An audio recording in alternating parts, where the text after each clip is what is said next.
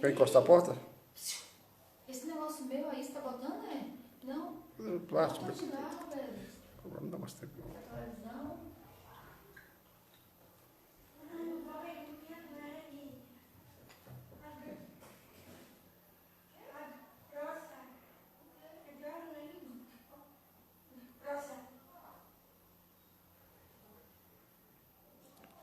Vamos aguardar aí o Felipe retornar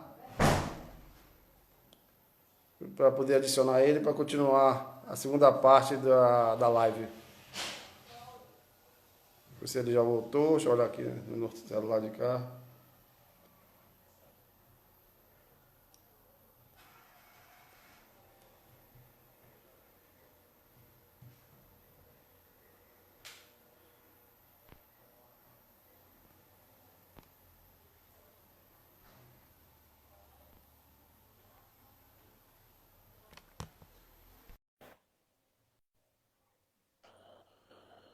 Aí, ó. Voltou. Tá um aqui botando inveja na gente. Eu tô dizendo que tá degustando uma costela de cordeiro. O Rogério, lá de Minas Gerais. Ele também vai participar de uma live da gente. Eles têm uma parceria com o pessoal da VPJ em São Paulo.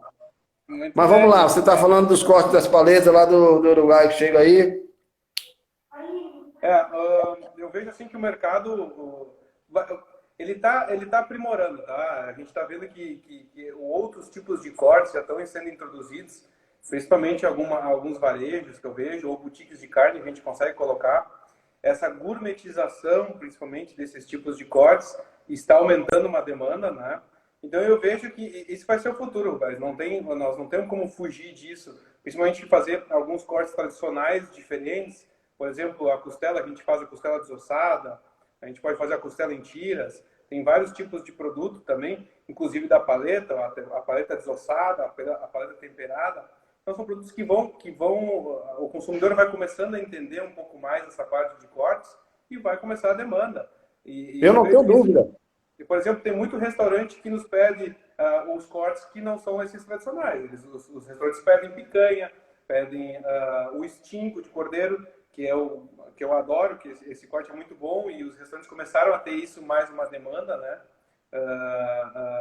A parte também de lombo, né? Tanto lombo quanto filé mignon, ou o T-bone, né? Que a gente fala que o T-bone, para mim, é muito bom, mas ele se vende, no estado do Rio Grande do Sul não é tão conhecido, esse tipo de corte, se vende mais fora, principalmente no Rio Grande do Sul. Mas Veja só, Felipe, não tem como ser diferente. Há coisa de meses atrás, ou de anos, 2 anos para cá, eu ouvia de alguém dizer, não, está elitizando muito a questão da ovinocaprinocultura, não sei o quê, mas não tem jeito. Essa é a tendência. E eu lhe digo isso mais precisamente porque eu estou com uma loja já fazem 2, 3 anos na ponta com o restaurante, na ponta com o consumidor final através de uma loja de varejo que eu tenho, né? Em Itabuna, em Porto Seguro, aqui no sul da Bahia, extremo sul da Bahia, e percebo que os consumidores, eles chegam na loja sem muito conhecimento do que querem. Eles querem comer cordeiro, carneiro, mas não sabem o que querem nem como vai fazer o que eles vão comprar. Então, se você mostra 20, 30 produtos a ele não, é como se estivesse falando um bocado de coisa diferente para ele. Ele não sabe nem o que fazer. Então, nós temos essa obrigação de como direcionar, de como orientá-lo para elaborar aquele prato, através de receitas culinárias.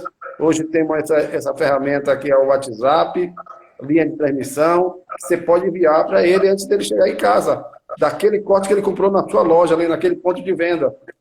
E eu tenho feito isso muito bem de uns 12 meses para cá, e principalmente nesses últimos 50 dias de quarentena, início de maio para cá. E os consumidores têm adorado muito, porque eles estão tendo muito tempo para comer em casa, consumir em casa. Esse é o momento que nós temos que aproveitar bem, esse momento de isolamento, de quarentena, melhor dizendo, das pessoas, para consumir os cortes e fazer coisas diferentes. É a mesma história do leite de bovino, né? Ou seja, se a vaca produzisse só leite, se todo mundo consumisse só leite, ia chegar um momento que não ia poder produzir mais vacas, nem ia produzir mais leite. Então, o que acontece? Você tem o queijo. Aí o queijo você tem tipo prato, gorgonzola, queijo disso, queijo aquilo, queijo mole, semiduro, queijo assim, queijo assado, queijo parma, queijo parmesão, queijo... N queijo, vem tudo da onde? Do leite. Aí você tem iogurte, tem isso, tem iogurte disso, iogurte daquilo, light, não lá. Tudo vem da onde? Do leite. Nós temos que caminhar dessa mesma maneira. Nós temos que diversificar os produtos, os cortes, porque cada um daqueles se presta a um consumo, a um tipo de elaboração de prato culinário. E aí ele vai ter aquela vontade de estar experimentando tudo isso. Então, se você tem 20, 30 produtos, poxa, ele vai ter que passar quase 6 meses consumindo uma vez por semana cada produto, fazendo um prato diferente para um amigo, não ficar só no churrasco e não no cozido, né? E você sabe que de 10 anos para cá o Brasil entrou numa seara, digamos assim, de gastronomia de lazer, digamos assim. Ou seja, as construções civis pelo Brasil, todo mundo com suas varandas gourmet nos seus prédios, todo mundo morando em condomínios de casa, né? Os condomínios tendo suas áreas de churrascaria, de churrasco, tanto coletivo como individual, também nas suas próprias casas. Então, até a construção civil e a arquitetura das novas moradias no Brasil, ela melhorou nesse sentido e colaborou nesse sentido, né? Da gente colocar cada vez mais esses produtos nesse tipo de habitat das pessoas, né? Então, não tem a tendência, não retorna mais, e quem não pensar dessa maneira vai ficar para trás, né? Quem não pensar dessa maneira, é claro que é um aprendizado, é uma evolução, é um caminho a seguir, né? Você não vai colocar da noite para o dia 30 cortes e vai achar que todos vão sair na mesma velocidade. Não vão, né? Mas você tem que pensar e trabalhar seu mercado consumidor pensando nesse objetivo, né? Não tem para onde correr. E a gente observa isso muito na prática. Só para poder... Depois eu volto aqui, uma pergunta que o rapaz passou aqui, eu não queria me perder, mas já voltei, depois eu me lembro aqui, ele pergunta. Então, eu acho que a gente essa tendência, não tem... Eu mesmo trabalho muito forte nisso. Eu acho que quanto mais a gente tiver produto, diversificar, na medida que a gente sabe cada produto, quando você quer fazer, é todo um processo em termos de legislação. Ainda mais produtos processados, né? Tudo uma ficha técnica, aquela coisa toda. Produto fresco, cortado, congelado ou resfriado, não tem muito o que de trabalho em termos de burocracia de legislação, de inspeção. Mas os processados, sim, você tem que ter uma área, aquela coisa toda. Então, eu acho que é um produto que a gente vai ter que consumir, que é uma tendência de mercado, e até para a gente se diferenciar, porque, como eu lhe falei, a paleta é um produto muito bem visto, muito demandado, mas ela correspondente a uma certa parte percentual da carcaça, da costela e da paleta, ela representa significativamente no custo do seu produto final e de sua aquisição. Você tem que procurar agregar mais valor a esse corte. Então, por exemplo, eu tenho um parceiro aqui, que é meu parceiro na loja, ele na paleta faz o espetinho, faz a carne do sol e da costela ele desossa, faz a carne do sol também da parte da costela e ele faz um hambúrguer também da costela, né? É uma forma de você sair dessa concorrência, digamos assim, predatória, né? Porque você vender simplesmente para um churrasco a paleta e a costela, né? Ela fica, ou fazer a costela de tira, mesmo assim, ainda o consumidor não entende muito essa diferença de preço. Se for a diferença de R$1, 50 centavos, tudo bem. Mas se você diferenciar em R$2, R$3, ele já vai achar que é uma grande diferença entre a costela de tira e uma costela inteira, né? Enfim, então eu acho que a gente vai ter que avançar para essa questão de corte, não tem como ser diferente. Eu não sei no Rio Grande do Sul se muita gente trabalha em cortes, né? Ou se isso então é um caminho que está se iniciando também, né? Nesses últimos 5 anos, não sei, com essa situação do Rio Grande aí. Mas assim, Roberto, aqui no Rio Grande do Sul a gente já tem uma demanda muito grande por outros tipos de cortes além desse tradicional, né? A gente vê isso no mercado e eu falo muito isso, enfatizo isso bastante, que é fazer... o cordeiro, ele é uma carne com maior valor, não tem como não ser, né? A gente fala que ela é mais letizada, sim, os cortes são mais letizados. Mas principalmente o que eu estou fazendo é fazer uma linguiça, principalmente tu bota uma carne suína, tu diminui o valor dessa linguiça. Então, a gente consegue fazer com que todos os desde o A, B ou C, ou D, possam consumir a carne de cordeiro, né? Com uma qualidade de excelência, que é o que a gente está sempre propondo, né? Então eu vejo como o mercado, a gente consegue fazer diversos produtos para diversos clientes diferentes. Tu pode fazer que nem a gente faz essa linguiça mista de 500 gramas, a gente vende no mercado 500 gramas a R$ 9,00, R$ 8,50. Então tu consegue valores menores, tu me entendeu, Roberto? Para tu conseguir fazer com que o consumidor aprenda e valorize a carne de cordeiro. E eu falo isso muito em alguns eventos que a gente faz e coisa, porque carne de cordeiro aqui no sul, ela é pouco conhecida como carne de cordeiro, né? Aqui a carne é de ovelha, né? Então isso existe muito, existe muito isso ainda aqui, né? No sul, ainda principalmente para nós, que a carne é de ovelha. E eu falo, não, minha carne, eu não vendo carne de ovelha, eu vendo carne de cordeiro.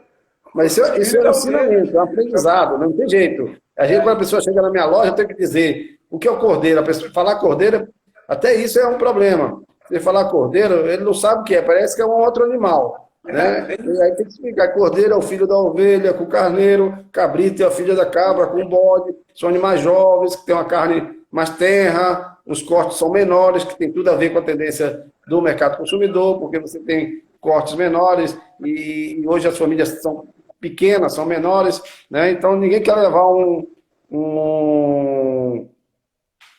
pernil de 3 quilos, 2,8 kg para casa. Vai ter que fazer uma festa para todo mundo comer. O pernil ideal hoje é o pernil na faixa de 1,3 kg, 1,5 kg no máximo. Né? É o pernil ideal para 2, 3 pessoas no máximo comer de uma vez só, não voltar mais. Né? Enfim, aproveitar que o ele perguntou aqui qual foi a percentual da carne, da sua linguiça mista aí de suína, de toucinho. Teve uma pessoa que perguntou aqui agora. O percentual hoje ela está na faixa de 60% de cordeiro e 40% carne de suína com toicinho. A gente utiliza, né? Mais ou menos nesse percentual aí que está. Eu vi também uma outra pergunta aqui, Rubério, sobre o mercado asiático, né, dos muçulmanos, que fala, né? Eu vi essa pergunta também aqui na nossa live.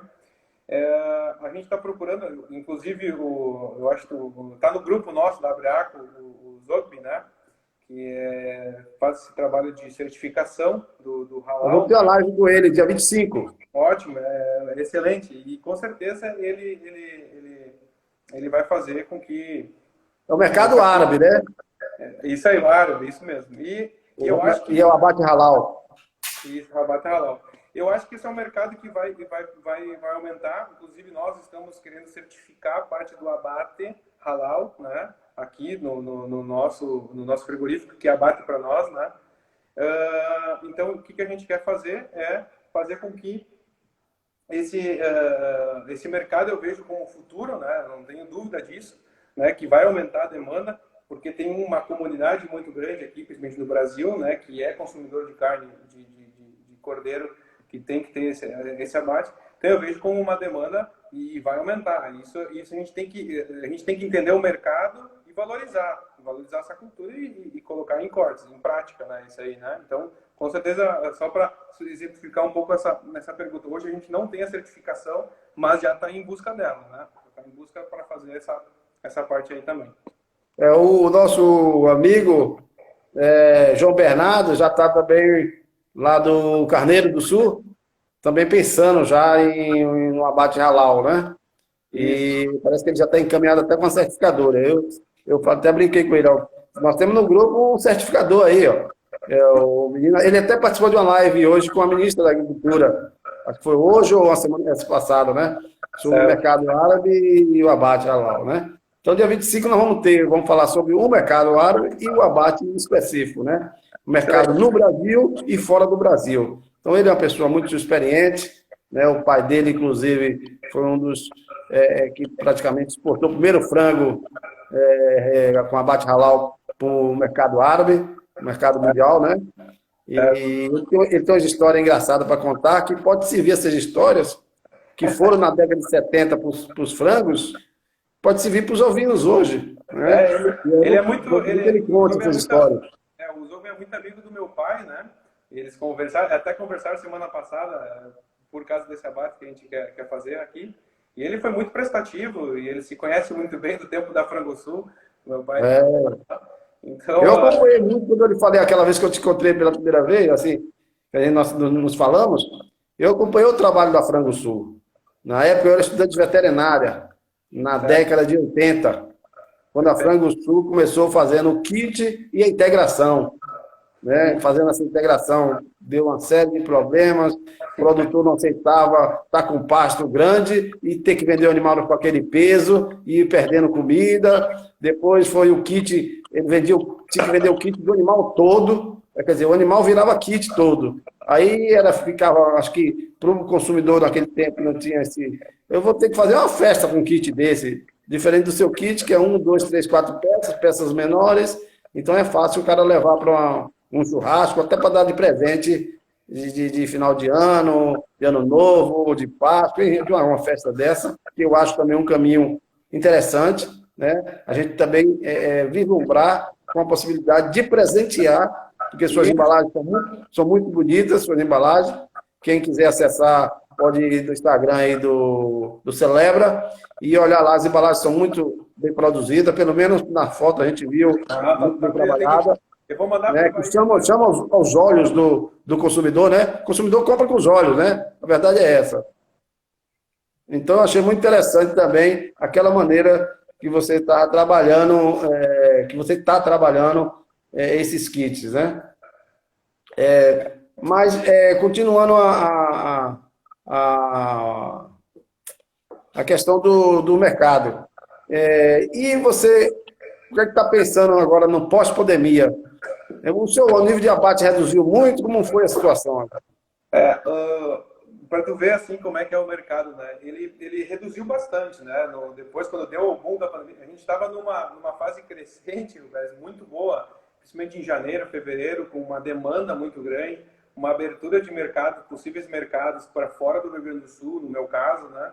E estava numa crescente muito grande. Acabou vindo a pandemia, muitos desses mercados travaram, né? Tu não quer colocar um produto novo, tu não quer fazer isso. Exatamente. O próprio pessoal se retrai, né? Não quer fazer um investimento tão grande no momento desse. Então, a gente acabou reduzindo os abates. E no meu caso, como tem a terminação, principalmente dos animais, a gente teve que reduzir principalmente a parte nutricional desses animais, porque eu não ia ter que acabar todos eles de uma maneira que vai que acabe todos de uma maneira, de um certo período que eu tenho que matar todo mundo. Então, eu tenho que fazer esse escalonamento, que a gente chama, né? Para tu ter uma demanda toda semana, né? E aí, depois, em março, foi muito ruim para nós, né? Foi um mês ruim, assim. Abril começou a desenvolver porque a gente começou a abrir outros mercados. Os vendedores hoje que a gente tem foram atrás de outros mercados, né? na busca de novos clientes, entrar com uma linha nova, ou hamburguerias, a gente começou a focar em hamburguerias, outros bares, porque esse pessoal que estava fazendo delivery também tinha uma demanda, principalmente de carne de cordeiro, e também os varejos. Então, isso a gente começou a fazer esse crescimento, e principalmente agora, maio já começou a crescer, e junho está sendo assim um mês muito atípico, muito bom para nós, tá? Muito bom mesmo, assim, o abate está sendo, eu digo abate cheio, nós estamos fazendo um abate de 200 cordeiros por semana para atender a demanda hoje de mercado que a gente tem, e ele está numa crescente muito boa. Estou entendendo que o mercado começou a entender um pouco mais da carne ovina. Nós temos também essa retração do mercado de importação pela valorização do dólar, né? Isso começou a fazer com que grandes redes valorizassem o produto interno, e vendo que o produto nosso estava mais competitivo com o mercado, começou a ficar. Então, tem muitos fatores ali que a gente acaba vendo que estamos abrindo outros mercados. Mas eu vejo que o mercado de ovinos ele vai crescer. Esse ano, eu digo, vai faltar cordeiro. Vai faltar cordeiro para... Eu acho até que antigamente a gente fala, nós temos alguns problemas ainda pontuais no Brasil, e que tem lá no Sul, que não tem no Nordeste, ou que tem no Nordeste e não tem no Sul, em relação ao mercado. Mas eu acho que o maior problema, tá? Eu falo nós, distribuidores, processadores, enfim, todos que estão no pós-porteira da fazenda, né, dessa cadeia produtiva, é fazer colocar em toda a cidade do Brasil, né, um ou dois, três, quatro pontos de venda. Ou seja, ter o Covino disponível em um, dois, três, quatro pontos de venda daquele município. Quando a gente, não importa se pode ser só um corte só, dois cortes só, três, não importa a quantidade. Importa ter a carne ovina dentro daquele estabelecimento de varejo, naquele município. Quando a gente conseguir fazer isso, a carne de cordeiro ela passa a ser conhecida, passa a ser admirada, passa a ser comprada. Porque, independente do tamanho do rebanho que a gente tem, aqui não é essa coisa toda, em termos de quantidade por cabeça, né, em relação à nossa população, em relação ao nosso consumo, possivelmente no futuro, né, mas eu acredito que é o quê? É porque a pessoa vai passar a consumir. Quando ela passar a consumir, que ela consuma uma vez por semana, é igual a história do chinês, que muita gente fala, comer um bife por ano, por mês. Então, o ovino aqui no Brasil vai ser a mesma coisa. Se ele passar a consumir um carneiro uma vez a cada 15 dias, em todos os municípios do Brasil, ou quase todos, né, aí ele passa a ser conhecido e passa a ser bastante demandado. E aí ele vai comer, claro que ele vai comer com uma carne, não do dia a dia, vai comer com uma carne, até por uma questão de renda, por uma questão de preço do produto final, né? Então ele vai começar a consumir esse produto de forma regular. O regular não é só do dia a dia, não. Como eu estava falando no início aqui, eu percebi muito claramente nesses últimos, do dia 4 de maio para cá, porque eu estou tendo mais tempo. Então, o que acontece? Todo dia, de manhã, eu tenho um banco de dados, consegui fazer um banco de dados grande na minha cidade. Eu tenho uma loja numa cidade de 220 mil habitantes, em uma cidade totalmente que não tem cultura de consumo de carne ovina, nem de caprina, mas eu consegui formar um banco de dados de quase 4 mil pessoas, através de linha de transmissão. Isso me deu um trabalho para estar digitando no dedo isso todo dia, botando a linha de transmissão. O que acontece? Quando eu jogo, todo dia de manhã eu jogo uma foto de um corte que eu quero vender e um vídeo de uma receita culinária desse corte. Perfeito. O que acontece? As pessoas lembram. Muita gente chega na loja, ô rapaz, vim aqui comprar porque eu lembrei hoje. Aí eu não deixo eles esquecerem. Por quê? Porque na cultura do consumidor, na sua maioria, brasileiro, a carne bovina e caprina não faz parte da sua memória gastronômica. A memória gastronômica do brasileiro é frango e boi, boi e frango, por várias questões. Questão de preço, questão de consumo, questão de opção, enfim. Compre em qualquer esquina, compre em qualquer supermercado, não tem dificuldade. Então, na hora que eu lembro, aí dá aquele start, vou lá no Roberto, no Cordeirito, ou então vou amanhã, enfim. Perfeito, então, é isso aí. Você viabiliza seu negócio, não tem como. Essa pergunta, quando eu abri a loja 2 anos atrás, eu me fazia todo dia. Eu falei, rapaz, como é que uma cidade de 220 mil habitantes, 210 mil habitantes, eu não tenho 1.000 pessoas que sejam simpáticas, que gostam da carne de caprina e ovina, para entrar na minha loja e comprar uma vez por mês R$100 ou R$50. R$50 não dá, só dá para comprar um corte. Né? Qualquer 2 cortes que ele comprar, já dá mais de R$50, R$60. Então, se ele deixar um ticket médio, se ele deixar na minha loja, se ele for só uma vez por mês, 1.000 clientes que gostam de carneiro, né, e eu lembrando ele não pode deixar de ir na minha loja, 1.000 por mês, e ele comprar R$60 no ticket médio, ele vai comprar 60 mil. Isso aí. 60 mil. Eu já viabilizei minha loja, ainda vou ajudar a inaugurar outra lá na frente. Então, não é um negócio de 7 cabeças, não, de bicho. Agora, o problema é isso. É logística e produção, ou seja, é a gente conseguir ter esse produto regularmente no ponto de venda daquele município, para que ele não tenha descontinuidade, ou seja, ele compre hoje, aí amanhã dá vontade, não tem, nem sabe nem comprar. Ele não cria laços de história de gastronomia. Ele não cria, diz, o produto tem, não tem. Então, se ele passa a consumir, nem que seja uma vez por semana, uma vez por quinzena, uma vez por mês, ele vai cultivando aquela... É um exercício. Ele vai cultivando, não é nem ele, o cérebro dele vai fazendo, o HD do cérebro dele vai registrando aquele negócio, e ele vai dizer, ó, vou lá comprar, dá vontade, ele vai lembrar, aí lembra do sabor, da vontade, e retorna e vai comprar. Então, esse é o trabalho que todos nós temos que fazer a partir de agora e aproveitar o momento, que é um momento interessante, porque o pessoal tem interesse em opções. A gente sabe que a renda é uma condição sine qua non, né? Mas a renda pode deixar de você não comprar todo dia, mas não deixar de não comprar. Né? A renda, você pode comprar uma vez por semana, pode comprar uma vez por quinzena ou uma vez por mês, mas que compre. Entendeu? Se você tiver a renda maior, você pode comprar toda semana. Aí vai de acordo com a renda que lhe permite comprar aquele corte. Né? Enfim. Mas assim, então, eu acho que esse é o trabalho que a gente tem que fazer no dia a dia.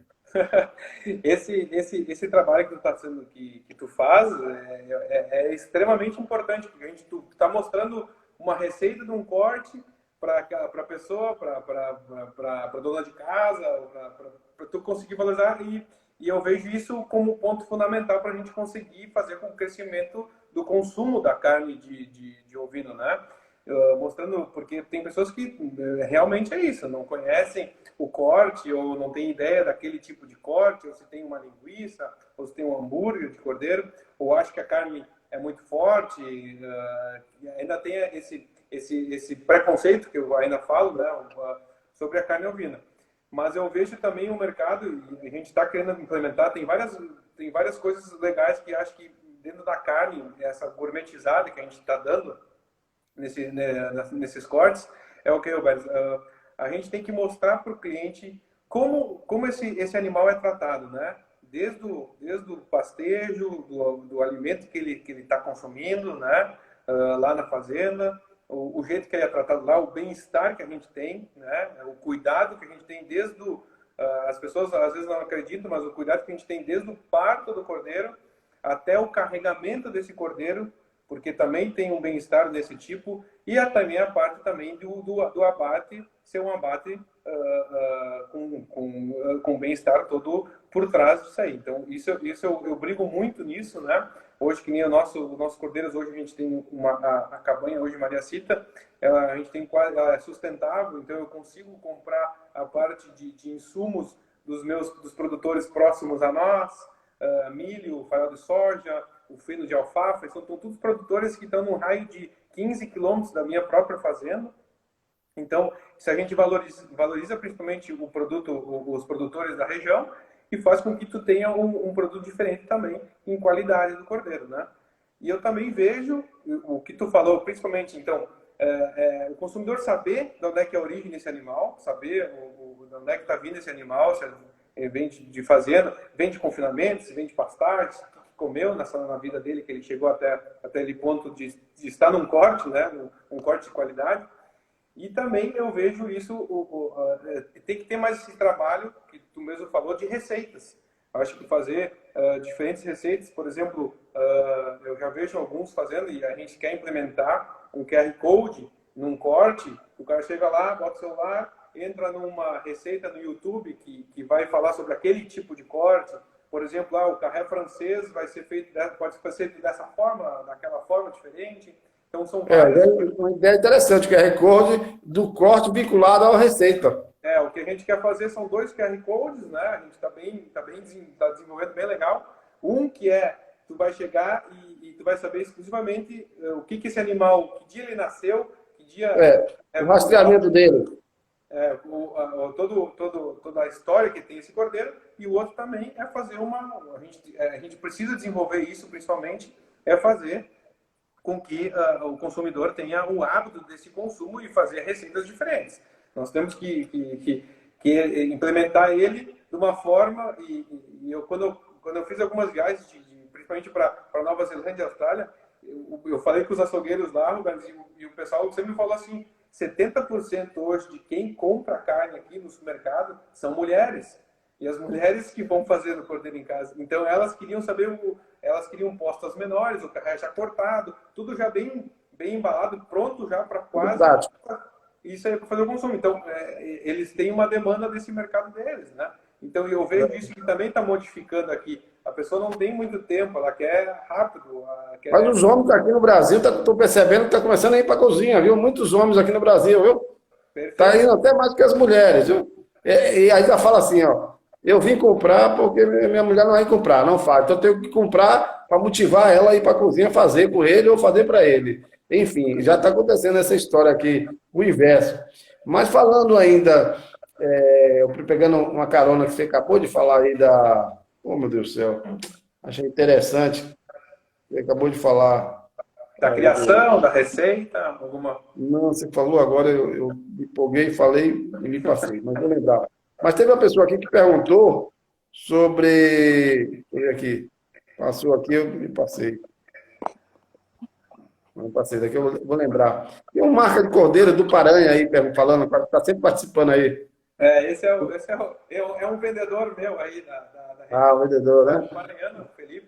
Ah, viu? Tá Então, participando sempre sim, eu me lembrei agora. A nossa associação, Felipe, tem com esse objetivo, porque, veja só, como nós todos somos médios, digamos assim, para não dizer nem pequenos nem grandes, né? É a gente montar, a gente espera depois, até o final desse ano no máximo, a gente tem um alinhamento, uma sintonia fina para nossas demandas, e aí a gente trabalhar em nome da ABREA, com uma logomarca de todas as indústrias e empresas que participam desse processo, um trabalho de informação e comunicação, né?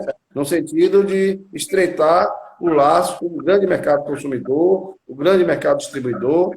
Então, por exemplo, a gente vai preparar alguma estratégia de divulgação de receitas, seja em vídeo, seja impresso, o que for. Então, vamos trabalhar de forma conjunta, né? Vamos chamar até as instituições públicas também, né, que tem recurso e que queira apoiar nosso movimento, para que a gente possa fazer isso, a gente fazer o quê? Vamos fazer aí 1 milhão de impressos, aí todo mundo junto com o Ministério da Cultura, com um órgão de defesa sanitária, com o Conselho Federal de Medicina Veterinária, defendendo o abate legal, a inspeção, o serviço de inspeção sanitária e a questão das receitas culinárias. Enfim, vamos tentar desenvolver para e passo essas nossas demandas, que quase que existem, apenas nós não alinhamos ainda elas, né? Mas a gente sabe que são todas muito parecidas para a gente poder, e aí, manda para a indústria tal, e de forma coletiva, né? Hoje em dia, mais do que nunca, as ações coletivas vão ter seu espaço no mercado, né? São 3 coisas que um professor meu, ex-professor da USP, que eu acompanho muito a linha de raciocínio dele, né? E que o mundo vai estar mudando. Então, nós vamos ter um triângulo. E hoje estou tentando fazer isso na minha empresa, e acho que na associação, para nós todos, vamos pensar dessa maneira, que é o custo, ações coletivas e, salvo engano, a outra palavra mágica, não sei se é a gestão, mas enfim, ele postou lá e bateu muito certo. Aí, ações coletivas é isso, nós vamos fazer coisas de forma qualificada, de forma a atender às nossas demandas e nosso consumidor. A nossa vontade é que a informação chegue àquele consumidor, ajude, porque é bem verdade que eu faço isso na minha loja no dia a dia, mas eu não estou na loja todo dia, não vou poder estar. Poder treinar um funcionário. É sempre que eu digo assim, ó, quem deveria vender carneiro, ovino, cordeiro, caprino, cabrito, era o dono da empresa. Não é o vendedor, não, porque o dono da empresa sabe qual é o estoque que ele tem lá daquele pó. O dono da empresa que sabe o que tem que sair mais, o dono da empresa que tem o poder de argumento, de argumentação, de influência daquele consumidor e sabe onde chegar e colocar aquele produto. Então ele tem que bater o pênalti do futebol, como diz o presidente do time de futebol que tem que bater o pênalti é o presidente. Então, a mesma coisa é a carneira, quem tem que vender a gente, mas nós não podemos fazer tudo na medida do possível, né? Então é uma coisa importante esse elo de ligação do mercado consumidor-distribuidor com a indústria frigorífica ou com a empresa que produz a carne ovina. Então, a gente precisa fazer isso, a gente vai, com certeza, depois que a gente nós estamos andando bastante, nós estamos mais de 1 ano nessa estrada já, com esses pares, né? Estamos aceitando pessoas que queiram participar também desse movimento, né? Para que a gente possa, até o final do ano, a gente já construir algumas coisas e trilhar esse caminho, né? Então, acho que isso é importante. Eu acredito que tem que ter uma união do setor, principalmente, né? E tu vê, isso é um setor meio desunido ainda. E é preciso uma união de todos para que a gente consiga buscar com que tenha um maior consumo, uma propaganda maior da carne de cordeiro, né? Principalmente carne ovina ou caprina, né? E eu vejo isso como uma necessidade, né? Porque as associações hoje que tem, principalmente aqui no Rio Grande do Sul, a maioria é focada ainda em genética, né? Na genética, na progenia. Não, a nossa associação é focada em negócio, ganhar dinheiro e botar carne no prato do brasileiro. Então, tem que ser focada no cordeiro, na carne, né? Tem que fazer mais propaganda da parte de carne de cordeiro, então fazer mais receitas, como tu falou. São muitas coisas que a gente tem que desenvolver juntos, né? Que nem aqui no Sul, eu conheço todos ali que estão com empresas também de ovinos, né? O João, o João e o Humberto, né, que tu entrevistou do Carneiro Sul, faz um trabalho de excelência muito bem, né? Inclusive nós já batemos animais com eles, né? Querendo ampliar mais essa parceria. Então tem o Maurício também, que entrou agora no grupo aí, que também faz um trabalho muito legal. Já foi presidente da Brastexel aí. Então tem muita gente qualificada, pessoas com know-how muito grande em ovinocultura, que podem auxiliar principalmente a desenvolver mais isso, né? A fazer com que o hábito de consumo do cordeiro seja melhor, né? Eu sempre falo também, brinco um pouco, que a carne, o nome, né? Não tem que ser carne de ovelha, tem que ser carne de cordeiro, né? Eu te falei isso antes. Mas o cara não vai comprar hoje uma carne de vaca, ele vai comprar uma carne de novilha. Ele não vai comprar uma carne de porco, ele vai comprar uma carne suína. Não quer mais uma galinha, quer um frango. Então são nomenclaturas que o mercado ele já vai se acostumando, né? Exatamente. O nome ele também já te torna uma qualidade. Assim. E outra coisa, na nossa atividade da ovinocultura, eu observo que todo mundo entrou em um determinado momento por paixão. Todo mundo é apaixonado e às vezes está tomando prejuízo e está na paixão, continua, vai, volta, tem saudade, saiu, enfim. Então, agora a gente tem que aproveitar essa paixão que ajuda na união, mas no sentido de fazer negócio coletivo, ter ações coletivas, para poder a gente gastar menos, né, em termos de recursos financeiros e ter um feedback maior em termos de comunicação com o nosso mercado consumidor, que é importante, porque é ele que paga a conta nessa história toda. Né? Então, se ele não estiver na porta da gente, né, não estiver lá, não viu lá um determinado programa de televisão, um determinado ícone da música, um ícone de uma área arte, consumindo a carne de cordeiro, tudo isso a gente já tem uma série de coisas a gente já desenhando, né, para poder a gente tornar essa carne uma carne... Olha, eu vou falar uma coisa aqui que eu falei no João Bernardo para algumas pessoas. Eu me lembro que em 2001, não sei se você ouviu falar num tal de projeto, talvez você não estava na atividade, não sei. Tinha um projeto que o distante entrou uma amiga aqui do Sebrae Nacional, e que até hoje eu reporto esse projeto como um projeto que melhor se comunicou com a cadeia produtiva, com o agronegócio, no sentido de atender às demandas, que foi o Sebrae Nacional com o projeto Aprisco. Né? Esse foi um projeto assim, que inclusive eu tive a honra de ser convidado para ser um dos idealizadores desse projeto, em 2001, e fui consultor desse projeto interno do Sebrae Nacional por 2 anos. Porque era um projeto que procurava atender todas as demandas do segmento da cadeia produtiva. Mas o projeto maior de todos que eu acho foi a parte de comunicação. Olha, até 2000, nem eu mesmo sabia o que era um carré francês. Eu sabia o que era o carré francês, por que surgiu, como era que acontecia. E olha que eu estou nessa história desde 1984, mexendo com ovino e caprino. Mas com aquela paixão animal, por conta da profissão de veterinário, estudante de veterinária, do que pensando num pós-porteiro de mercado. Até porque só foi em 1996 que eu vim conhecer mercado, depois que me pós-graduei em agronegócio. Minha visão era muito campo, né? Até 1994, 1990, enfim. Então, o que acontece? o aprisco, ele explorou e espalhou pelo Brasil degustações, festivais gastronômicos, tudo bancado pelo Sebrae Nacional e os Sebrae estaduais em parceria. Quando não, os estados e prefeituras juntos também nessa história toda.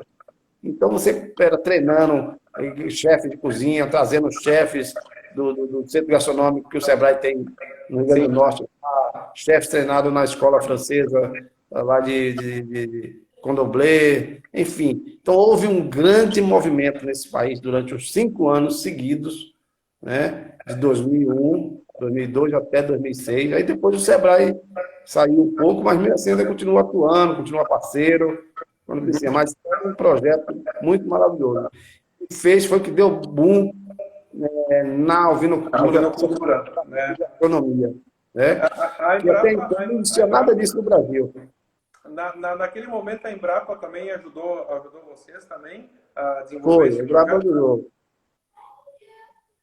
Mas a Embrapa era mais assim, ela fazia ensinava a fazer os cortes básicos, mas ela não era a função dela, até porque ela é mais pesquisa do que extensão, né? Então ela fazia, porque eu conhecia bem o pessoal da Embrapa, acompanhava naquela época também, principalmente a Embrapa Caprinos, lá em Sobral, né, que eu me reporto aqui. Então eles faziam aqueles cortes básicos, ensinavam a fazer aqueles cortes básicos, mas eu não sabia o que era um filé long, um short hack, para francês, e não ensinava muito isso, né? Enfim, eu acredito que a gente está num avançar, num crescente. As empresas também estão, pelo menos todas que eu converso, que eu venho conversando, elas estão no crescente. Houve essa paradinha aí da pandemia, mas nós vamos voltar com toda a força, né?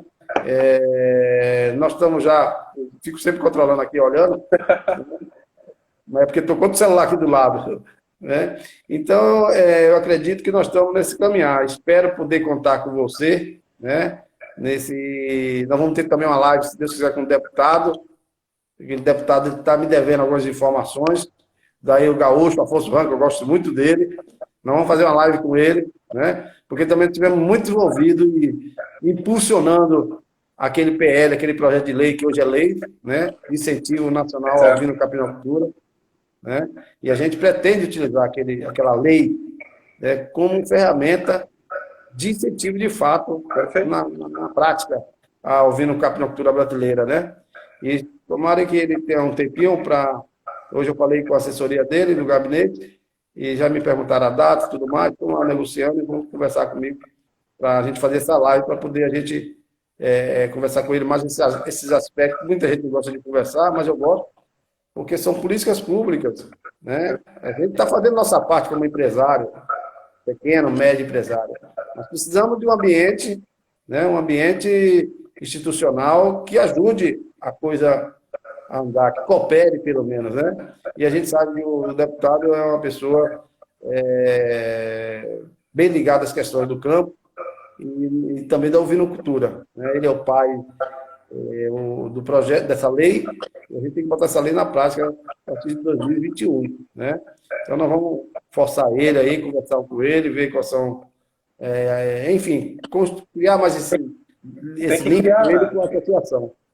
Tem que começar, eu acho que essa parte aí que tu está fazendo, de ir atrás, de correr atrás, principalmente das legislações, que a gente possa ser beneficiado, a gente pode, tu pode ter total, tu tem total apoio hoje da Celebra, tu pode ter certeza que a gente vai auxiliar no que for preciso, no nosso alcance que a gente consegue, porque eu vejo que é um mercado que falta a gente precisa desse pontapé mais assim, que eu digo, né, em termos de legislação, principalmente eu acho que anos atrás foi feito muito com a cadeia de suínos e aves, principalmente de baixar, principalmente os valores de impostos, né?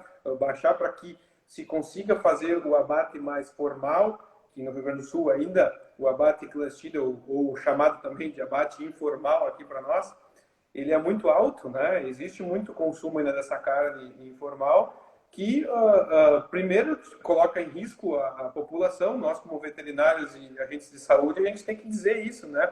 Tem um risco da saúde e também compromete todo o trabalho que a gente vai fazendo de desenvolver a ovinocultura como sendo uma carne saudável, uma carne de excelência, e as pessoas ainda têm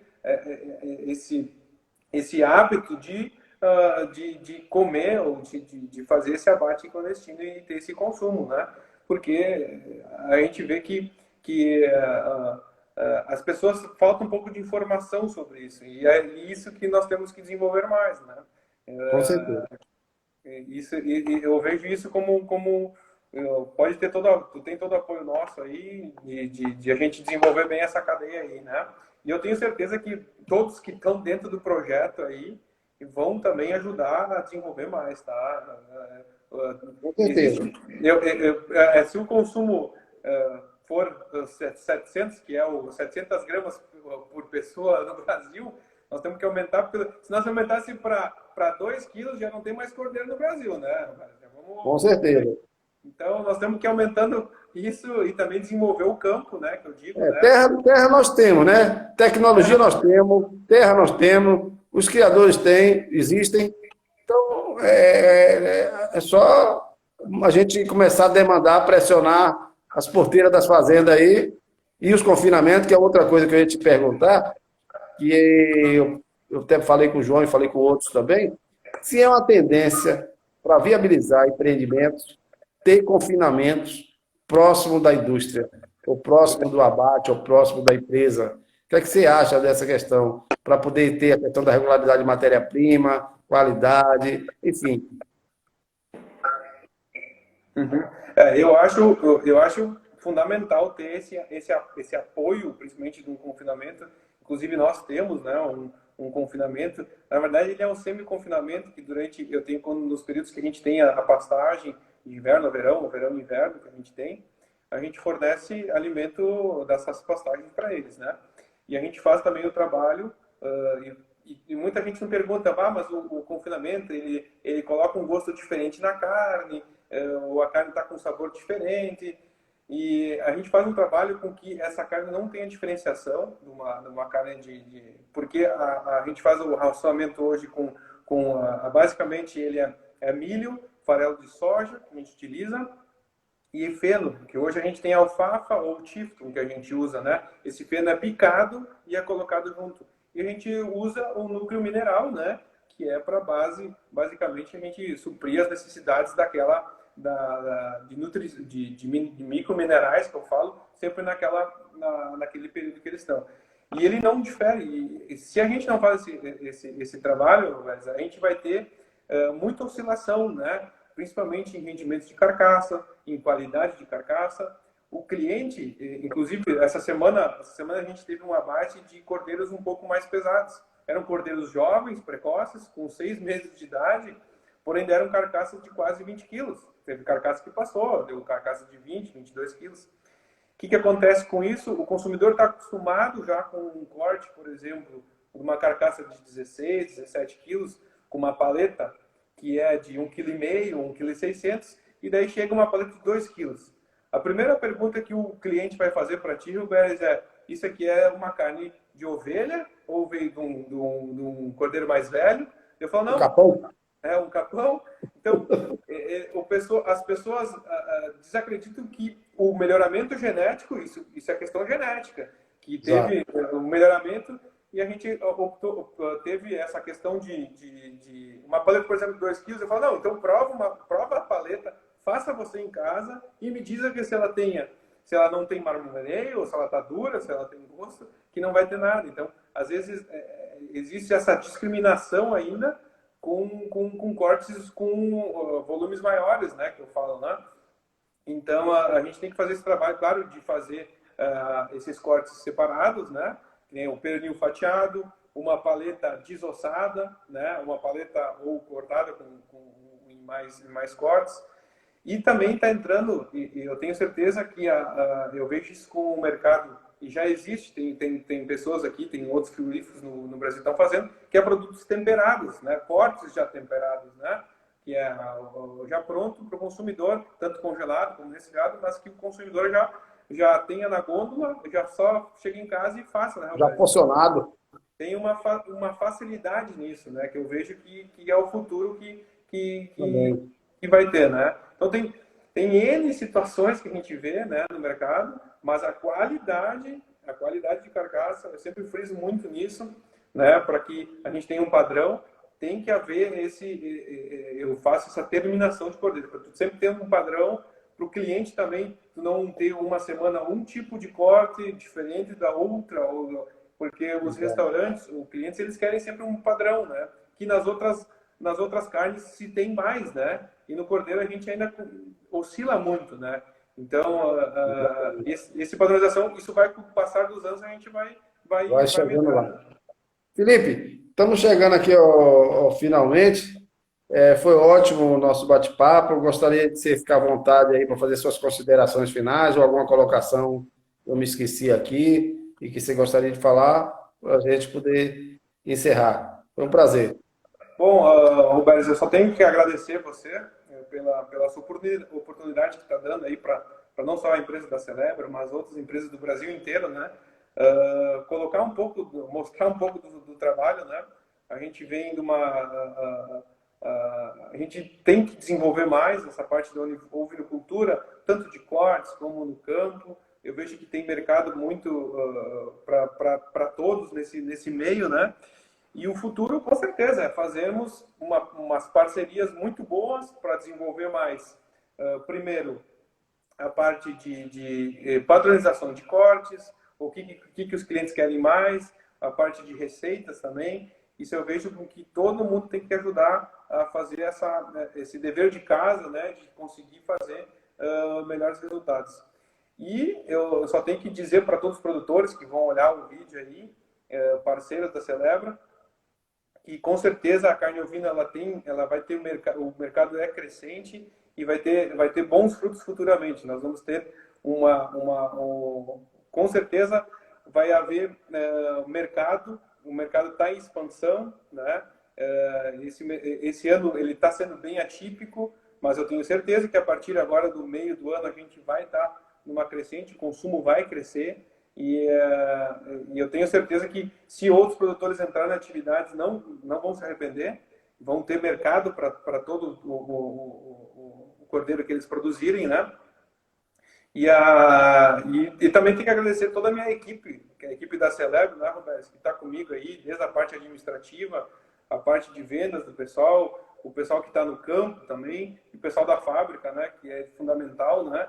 E que as empresas acabam não estão falando sobre um custo que as empresas estão falando, que é o custo Covid, eu chamo custo Covid, mas que nem para nós entrou várias normativas dentro do próprio frigorífico, da sala de cortes, que a gente já tem um bom manual de boas práticas, está na fase final de implantação da APPCC dentro do próprio da nossa sala de abate, e entrou outras normativas que está elevando o custo de produção, que é a parte de EPIs, a parte de isolamento entre funcionários, a parte de refeições dos funcionários estão sendo completamente diferentes.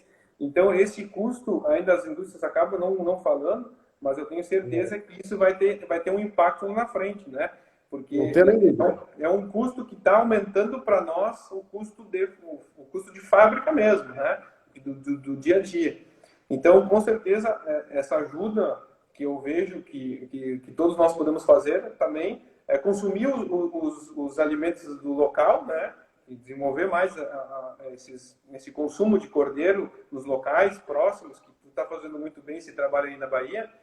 E a gente tem que fazer esse desenvolvimento também aqui, né? Que eu vejo tanto no Rio Grande do Sul ou em qualquer outra região, né? De desenvolver mais as micro-regiões, né? Para que isso desenvolva mais isso aí. Então, e também tem a parte do governo, né, Roberto? Eu falo muito isso também, a parte governamental de entender um pouco mais essa tendência de mercado agora e nos ajudar, principalmente, na parte de isenção de impostos ou isenção de algumas, para a gente conseguir desenvolver muito mais ainda ou fazer com que a gente tenha um ressarcimento maior do produtor, que o produtor consiga ganhar um pouco mais de valor também.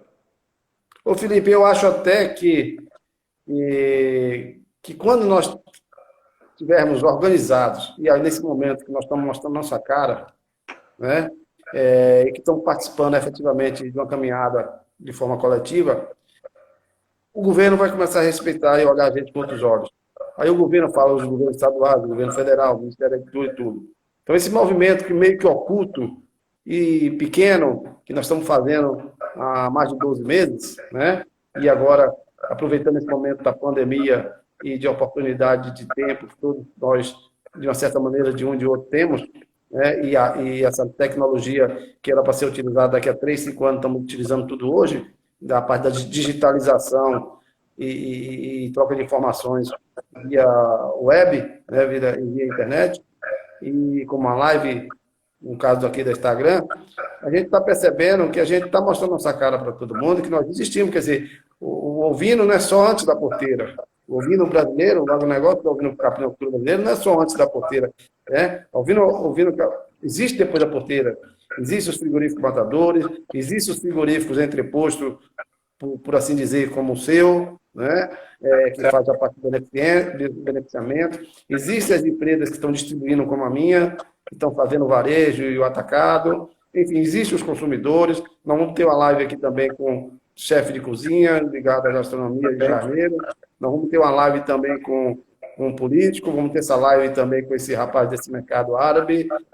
Mas o objetivo nosso sempre foi realizar lives com donos de empresas, né? Empresas, no primeiro momento, empresas que fazem parte do nosso grupo, mas nós estamos abertos e sempre, vez por outra, entrando novo parceiro, né? Você falou do Maurício, do Gorderito, não é? Isso. O Maurício acabou de entrar, acho que não faz 1 mês, 2 meses, também vai participar de uma live com a gente, né? Enfim, então todos estão participando, a gente vai oportunizar esse bate-papo com todos, para que nós nos conhecemos dentro do nosso grupo, do nosso movimento. Eu chamo de grupo e movimento. Quando sair o CNPJ da associação, eu vou chamar de associação. Né? Enfim, por enquanto é movimento. Nós somos ativistas também nessa história. Ativista pela carne ovina e caprina no Brasil. Como fala o Márcio, para alimentar carne ovina e caprina para alimentar o Brasil. Então, esse movimento é um movimento sadio, interessante, de base, né, por assim dizer, que nós estamos construindo. E quando a gente chegar lá em Brasília, muita gente vai dizer, não sabia que existia isso, não. Esse movimento, mas existe. E com números, que é outra coisa também que a gente está muito preocupado. A gente está fazendo um certo levantamento, né, de números de funcionários, números de abate, de toneladas, de reais, para quando a gente chegar em Brasília para fazer nossas demandas, ou em algum estado que alguma dessas indústrias ou dessas empresas do nosso agronegócio estejam presentes, a gente, olha, nós somos esses aqui no seu estado, nós somos esses aqui nessa região, nós somos esses aqui no Brasil. Pô, existe isso, existe. Talvez números que talvez nem o Ministério tenha, nem o governo brasileiro tenha, e a gente tem na associação para apresentar esses números. E agora a gente tem condições de duplicar, triplicar, se vocês nos ajudarem. Basta só vocês, como tem, fazer aquela lei que existe hoje do deputado federal funcionando, ela, na prática, a existência dela. Né? Então, não vou me alongar muito, não, que eu também gosto muito de conversar, mas agradecer novamente a você, né? E prometo que eu não falo mais, você encerra aí, a gente dá um tchau e acaba a nossa live por hoje. Tudo bem. Roberto, eu tô, para acabar a live, eu estou te esperando aqui para uma visita pessoalmente, né? Depois que passar um pouco essa pandemia, eu espero que tu venha aqui e consuma um cordeiro da Celebra de excelente qualidade, tá? Que vai estar servido aqui. Inclusive, nós vamos fazer um bom evento aqui para tu consumir uma carne aí, tá? Pode ter certeza. E quando eu tiver a oportunidade, já vou mandar uma caixa de cordeiro da Celebra para tu já fazer uma propaganda aí. Amanhã eu já mando o endereço. Manda o endereço que vamos botar para lá. Tá bom. Um abraço. Muito bem, tá, Roberto? Muito obrigado aí pela oportunidade. Boa noite. Obrigado a você. Um grande abraço. Tchau, tchau.